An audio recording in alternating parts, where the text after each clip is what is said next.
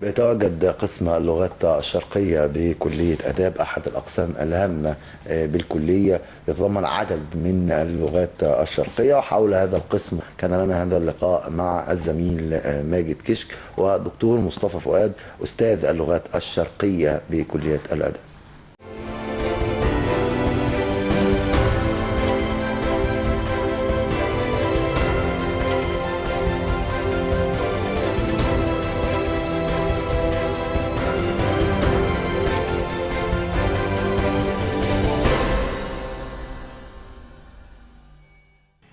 حول أهمية دراسة اللغات الشرقية يسعدنا أن نلتقي بالأستاذ الدكتور مصطفى فؤاد، الأستاذ بكلية الآداب جامعة دمنهور. أهلا يا دكتور معنا. اهلا بحضرتك استاذ ماجد. أهمية دراسة اللغات الشرقية.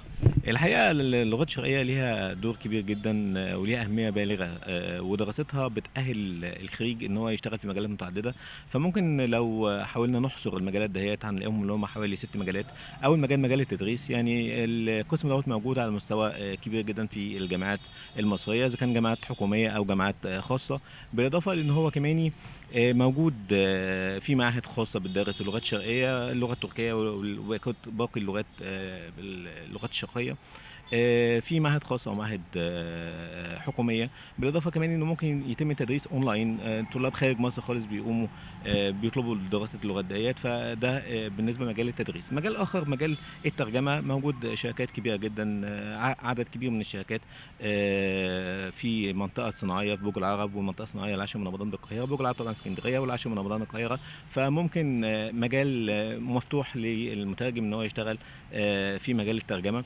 المجال الآخر مجال السياحة، يعني عندنا سياح كتير موجودين مثلا في دولة زي دولة تركيا، عرب، سياح عرب. ممكن بيقوم الشخص بالترجمة ليهم، أو في هنا بعض برضه السياح موجودين في مدينة زي مدن شرم الشيخ والغردقة، وفي القاهرة طبعا، وفي الأقصر وأسوان. الحقيقة مجال السياحة مجال كويس جدا، ومجال خاص بشغل المترجم. بالإضافة لي مثلا لو اتكلمنا عن رقم 4، حاجة جديدة مفتوحة دلوقتي، كول سيرفيس، وده موجود في بعض اللغات كتير جدا، من ضمنها اللغات الشرقيه، ومثلا لغه زي اللغه التركيه مجال تخصصي.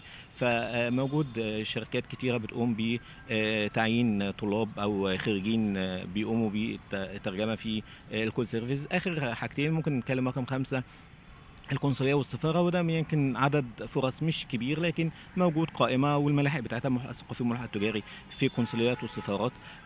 رقم الأخير اللي هو الصحافة والإعلام، يمكن سعادتك أدرى مني بالمجال دوت. المجال الإعلام مجال جذاب، وفي ناس كتير بتحب إن هي تشتغل تخوض التجربة في المجال دوت، وخصوصا لو قدر إن هو يثقل دراسته بجانب إن هو معرفة اللغة، إن هو يقدر يدرس الإعلام، مبادئ الإعلام وأساسياته، علشان يبقى يقدر يكون متميز في مجاله.